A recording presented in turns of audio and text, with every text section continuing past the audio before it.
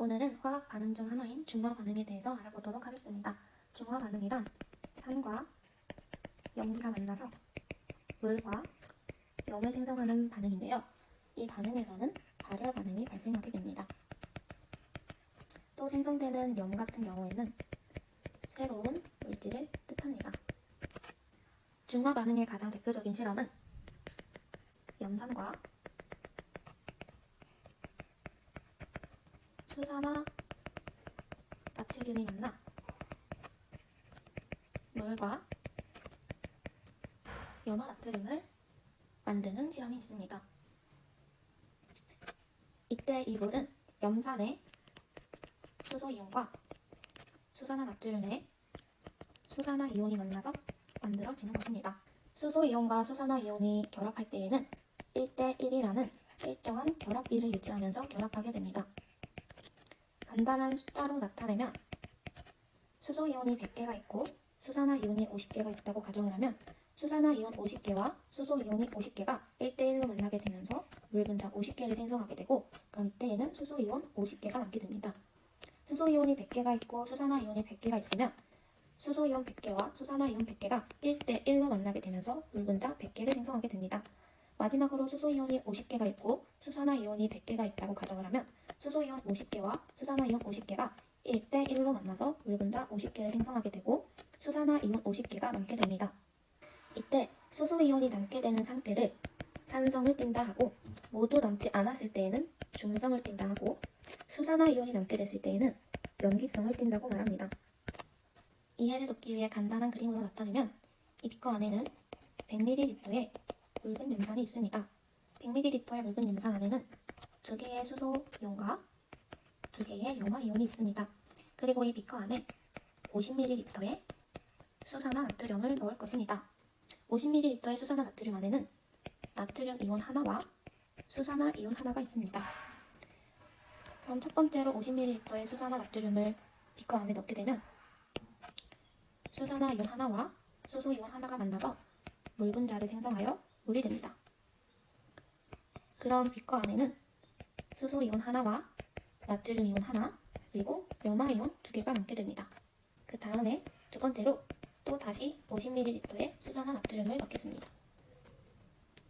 넣게 되면 수산화 이온 하나와 수소 이온 하나가 만나 물 분자를 생성하고 물이 되어 사라집니다. 그러면 다시 비커 안에는 나트륨 이온 2개와 염화 이온 2개가 남게 됩니다.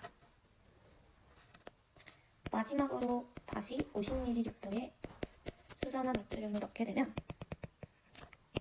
수산화 이온과 만날 수소 이온이 없기 때문에 반응을 하지 않고 그대로 비커 속에 남게 됩니다.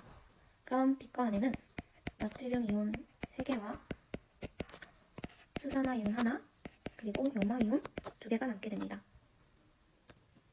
두 번째 비커 속에는 수소 이온이 존재하기 때문에 비커 속 용액은 산성을 띈다고 말할 수 있고, 세 번째 용액에는 수소 이온과 수산화 이온 2개 다 없기 때문에 중성을 띈다고 말합니다.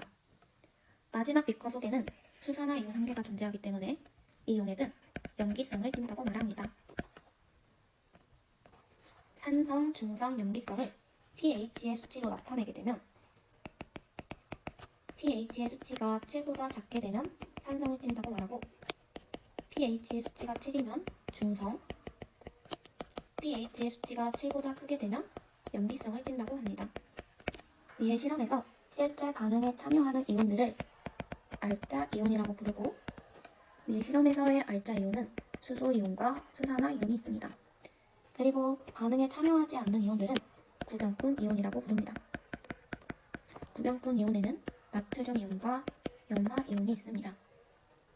이 실험에서 넣어줬던 수산화 나트륨 부피에 따른 이온수의 변화는 수산화 나트륨 수용액의 부피와는 관계없이 처음과 같은 수를 유지하는 염화 이온, 처음에는 존재하지 않다가 수산화 나트륨 수용액을 넣어주면 일정한 비율로 증가를 하는 나트륨 이온,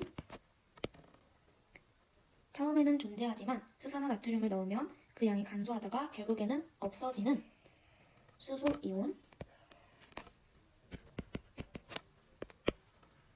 처음에는 수산화 나트륨을 넣어줘도 증가하지 않다가 중간 이후부터 증가하는 수소 수산화 이온. 이렇게 네 가지의 유형이 있습니다. 여기에서 염화 이온과 나트륨 이온이 만나는 이 점과 수소 이온과 수산화 이온이 만나는 이 두 점이 바로 중화점이 됩니다. 이때 이 중화점은 수소 이온과 수산화 이온이 모두 반응을 하여 완전히 중화가 일어난 지점을 말합니다. 다음으로는 중화 반응의 이용 사례를 알아보도록 하겠습니다. 첫 번째는 입 안과 치약인데요. 우리가 음식을 먹을 때에 입 안이 차차 산성화가 됩니다. 산성화가 된 입속은 세균 활동이 활발하게 일어나는데요. 이때 치약으로 이를 닦으면 치약 내의 염기 성분인 중화제가 중화 반응을 일으켜 입 안이 중성화가 되고 세균 활동을 억제하게 됩니다.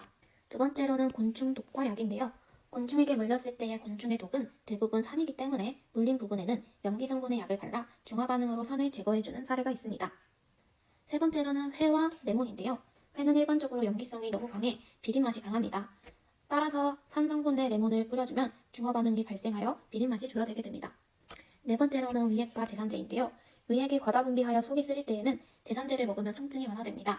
이는 염기 성분인 제산제가 산 성분인 위액을 중화하기 때문에 그런 것입니다. 그 외에도 김치가 너무 쉬어 먹기 힘들 때 소다를 넣는 것과 산성화된 토양에 석회가루를 뿌리는 등등 여러 가지 이용 사례가 있습니다.